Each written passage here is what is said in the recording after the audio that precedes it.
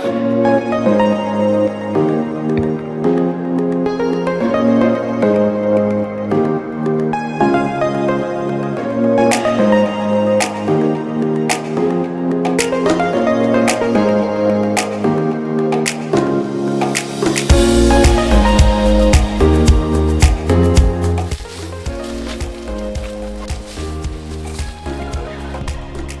guys, what's up?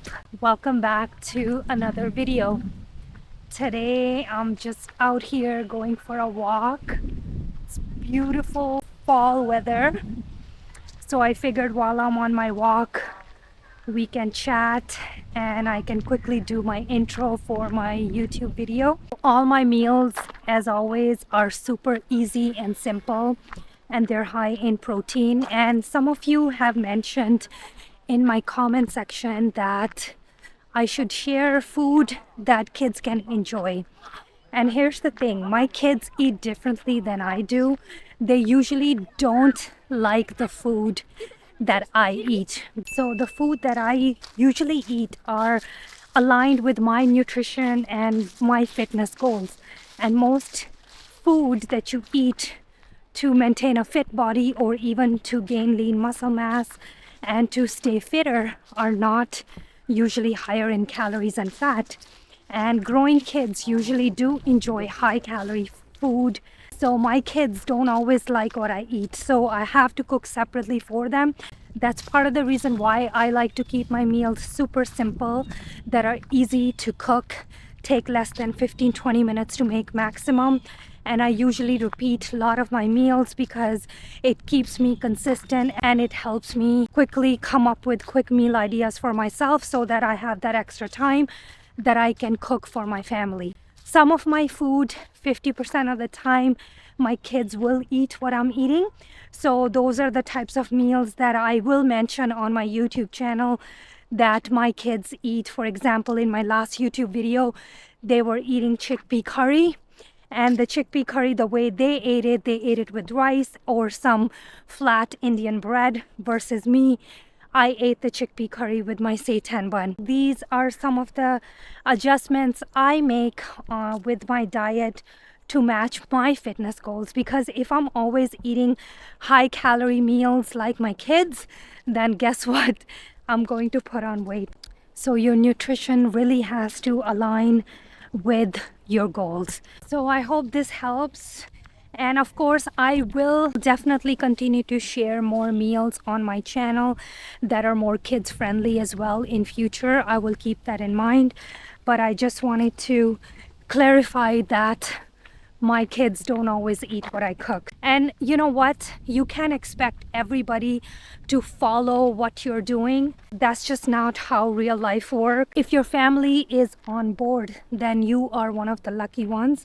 But in most cases, not every family eats the same ways. I am super excited to get into all the meals that I have been eating, and the meals that I will be sharing here today, most of them are perfect for meal prepping, especially my pumpkin spice oats. They are so tasty, and I meal prepped them, and I was able to have 4 days worth of breakfast by meal prepping them. So I really enjoyed them throughout the week. As always, I will put all the details in the description box, including my calories, fat, and macro breakdown for every single meal. So let's head on over to my kitchen and get started. For my breakfast, I have been meal prepping these pumpkin spice oats like I mentioned before. These pumpkin spice oats are perfect to make during fall season.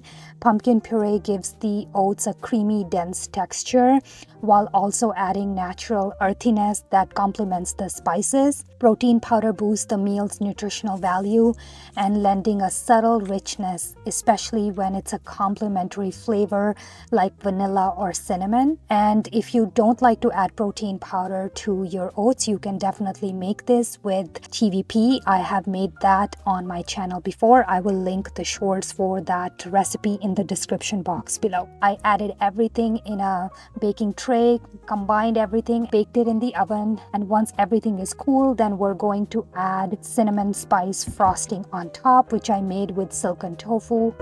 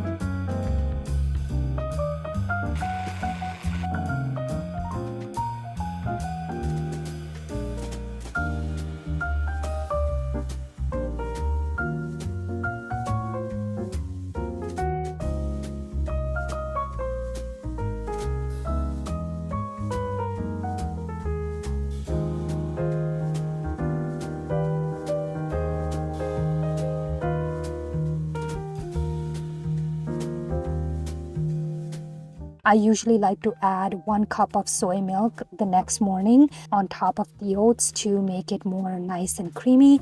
It's optional. I will leave all the details in the description box below. This breakfast is so delicious. I highly recommend it. Let me know in the comments below if you give this one a try. I would love to hear your thoughts.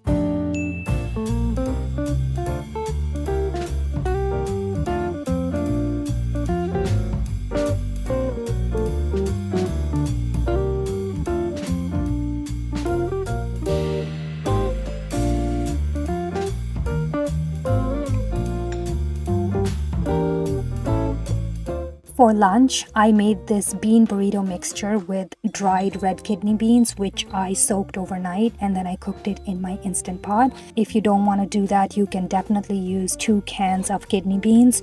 And to add extra protein, I crumbled 1 extra firm tofu in there, combined with a whole bunch of spices, which I will leave all in the description box below. And then you want to mix everything really nicely with your hand. And I transferred this mixture in my fridge to be used throughout the week. You can just quickly layer this mixture on top of a nice tortilla, and then you can pan fry it, and you can add any toppings you like. My kids actually really enjoyed it. So this is a very kid friendly meal. I obviously did not put cheese on mine, and I'm using protein tortilla here to boost up my protein intake for this meal. You don't want to put too much layer of this mixture on the tortilla, because if it's too thick, then it's not going to cook evenly. So you want to spread it as thinly as possible. And if you like, you can make an extra patty of this bean mixture on the side, and you can pan fry it or air fry it just to have on the side to boost up your overall protein intake. That's what I did. I will leave that up to you.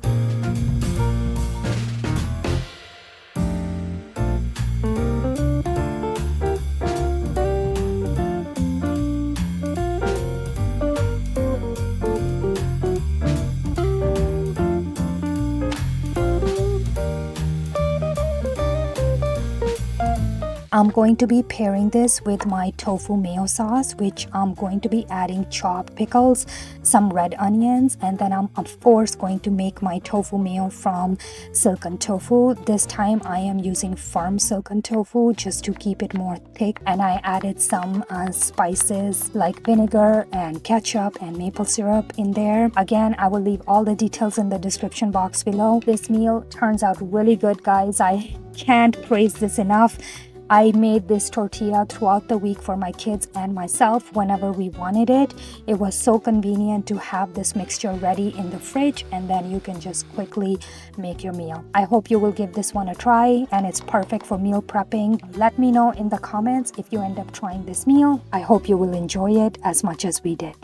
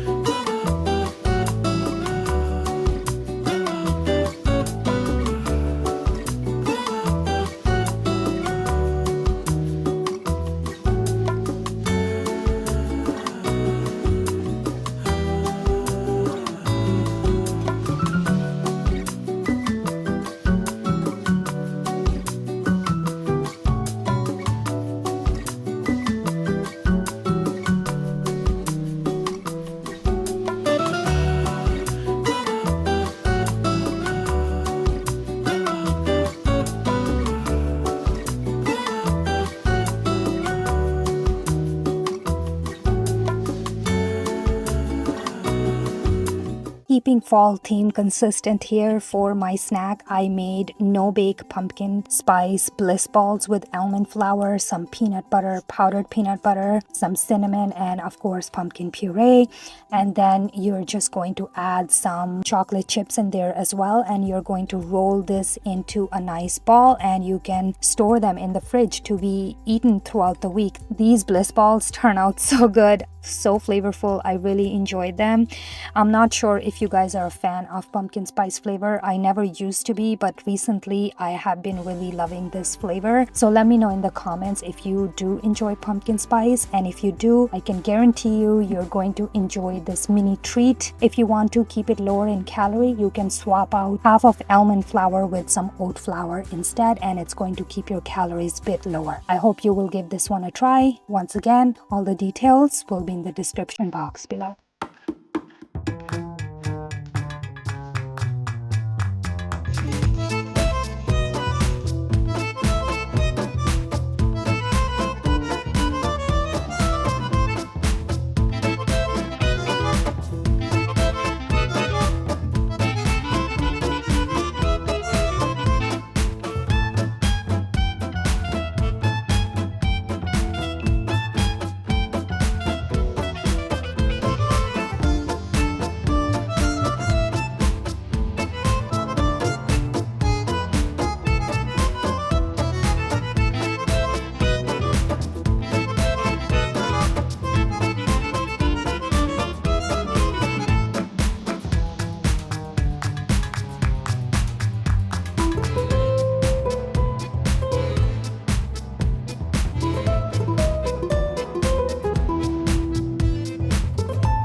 For dinner, I have been making this butternut squash pasta. To begin, you're going to cut your butternut squash in half, and I only baked half of it, and I kept the other half in the fridge to be used later. Then I added some tomatoes in there as well, and ton of garlic. You can add as much garlic as you like, it's optional, but I highly recommend it. And then you're going to stick this in the oven. I ended up baking it at 450°F to speed things up for about 25 to 30 minutes, so it's going to depend on your oven.